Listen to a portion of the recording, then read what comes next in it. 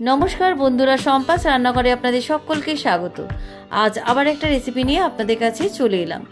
आजकेर recipe egg idli. Idli तो एर आगे अनेक धरनेर खेये देखेछेन। एकबार एई सुस्वादु एबं स्वास्थ्यकर एग इडली बानिये ब्रेकफास्टे किंबा आपनादेर बाच्चादेर स्कुलेर टिफिनेও दिते पारेन। ताई भिडियोटा स्किप ना करे पुरो रेसिपिटा देखार अनुरोध रइल। रेसिपिटा भालो लागले आमाके कमेंट बक्से कमेंट करे जानाबेन। भालो लागले लाइक बाटनटाও प्रेस करे देবেন আর আপনাদের বন্ধুদের মধ্যে আমার ভিডিওটাকে শেয়ার করে দেবেন। আর আমার নতুন বন্ধুদের কাছে অনুরোধ আমার চ্যানেলটাকে সাবস্ক্রাইব করে পাশে থাকবেন। আর আমার চ্যানেলে নতুন নতুন রান্নার ভিডিও দেখার জন্য পাশে থাকা ছোট্ট বেল আইকনটাও প্রেস করে দেবেন। চলুন আর কথা না বাড়িয়ে কিভাবে আজকে এগ ইডলি বানাচ্ছি রেসিপিটা দেখে নেওয়া যাক।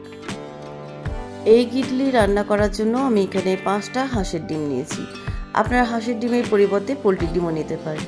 আর নিয়েছি এখানে মিহি করে কুচনো পেঁয়াজ, টমেটো কুচি, ধনেপাতা কুচি, আর নিয়েছি কাঁচা লঙ্কা কুচি, আর নিয়েছি এখানে লঙ্কার গুঁড়ো, লবণ, আর নিয়েছি সাদা তেল, আর এখানে একটা নিয়েছি চিজ কিউব। এবার এগ ইডলিগুলো বানানোর জন্য আমি একটা ছোট্ট কাঁসা বাটি নিলাম। আপনারা কাঁসা বাটির পরিবর্তে স্টিলের বাটিও নিতে পারেন। এই বাটির মাঝখানে আমি সাদা তেল ব্রাশ করে দিচ্ছি। তেল ব্রাশ করা হয়ে গেছে। এবার বাটির মাঝখানে একটা ধনেপাতা বসিয়ে দিলাম।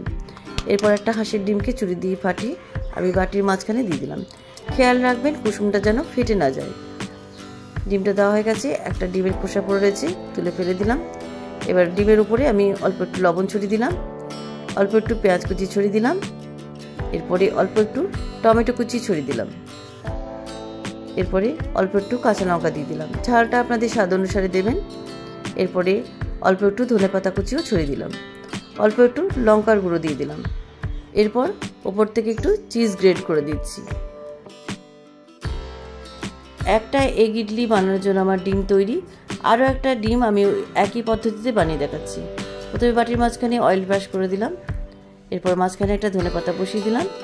একটা ডিমকে ফাটিয়ে বাটির মাঝখানে দিয়ে দিলাম। এবার ডিমের মাঝখানে আমি অল্প একটু লবণ ছড়িয়ে দিলাম, অল্প একটু পেঁয়াজ কুচি দিয়ে দিলাম, অল্প একটু টমেটো কুচিও দিয়ে দিলাম, অল্প একটু কাঁচা লঙ্কা কুচি দিলাম, এবার অল্প একটু ধনেপাতা কুচি ছড়িয়ে দিলাম, অল্প একটু লঙ্কার গুঁড়ো দিয়ে দিলাম। এরপর ওপরে একটু চিজ গ্রেট করে দিলাম। ব্যাস, এই ডিমটাও আমার তৈরি। বাকি সব কটা ডিম ওই একই পদ্ধতিতে বানিয়ে নিয়েছি। এবার আমি ডিমগুলো স্টিমে দেবো।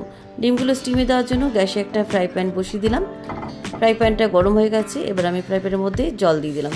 খুব বেশি জল দেবেন না, জলটা যেন বাটির তলায় থাকে। জলটা গরম হয়ে গেছে। এবার একটা একটা করে বাটি আমি এই জলের মধ্যে বসিয়ে দিচ্ছি। 3টে বাটি আমি প্রথমে করে নিচ্ছি। এবার ঢাকা দিয়ে আমি 10 মিনিট ডিমগুলোকে সেদ্ধ করে নিচ্ছি।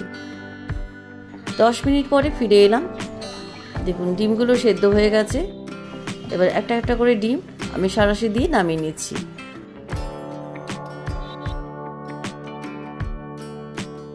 তিনটে এগ ইডলি আমার জল থেকে তোলা হয়ে গেছে। বাকি দুটো ডিমও ওই একই পদ্ধতিতেই বানিয়ে নিচ্ছি। এবার যে প্রথমে এগ ইডলিগুলো আমার বানানো হয়ে গেছে সেগুলো আমি ডিমোল্ড করব। কিছুক্ষণ ঠান্ডা করে নেওয়ার পর আমি ইডলিগুলোকে ডিমোল্ড করে নিচ্ছি। প্রথমে ছুরি দিয়ে আমি সাইডটা একটু কাট করে নিচ্ছি। খুব সাবধানে করবেন।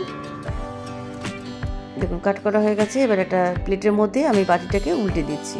দেখুন কি সুন্দর বেরিয়ে এলো, কত সুন্দর লাগছে দেখুন।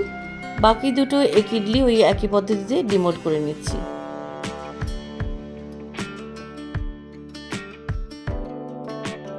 সবকটা এগ ইডলি আমার ডিমোল্ড করা হয়ে গেছে। দেখুন দেখে কত সুন্দর লাগছে। খেতেও কিন্তু দারুণ সুস্বাদু এবং স্বাস্থ্যকর। আপনারা এই রেসিপিটা একবার হলেও ট্রাই করে দেখবেন। একটা এগ ইডলি আপনাদের কেটে দেখাচ্ছি। দেখুন কত সুন্দর ভেতরটা সেদ্ধ হয়ে গেছে। কুসুমটাও খুব ভালোভাবে সেদ্ধ হয়ে গেছে। খেতে কিন্তু দারুণ সুস্বাদু।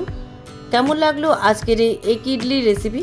আপনারা ব্রেকফাস্টে এই রেসিপিটা খেতে পারেন, কিংবা কাঁচা লঙ্কা শুকনো লঙ্কার গুঁড়োটা বাদ দিয়ে বাচ্চাদের স্কুলের টিফিনেও দিতে পারেন, কিংবা আপনারা হাঁসের ডিমের পরিবর্তে পোলট্রির ডিম দিয়েও বানাতে পারেন।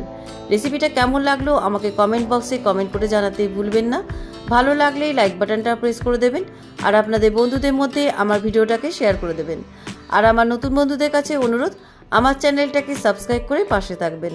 আর আমার চ্যানেলে নতুন নতুন রান্নার ভিডিও দেখার জন্য পাশে থাকা ছোট্ট বেল আইকনটাও প্রেস করে দেবেন। আজ তাহলে চলি, আবার একটা নতুন দিনে নতুন রেসিপি নিয়ে আপনাদের কাছে চলে আসব। সবাই ভালো থাকবেন, সুস্থ থাকবেন। ধন্যবাদ।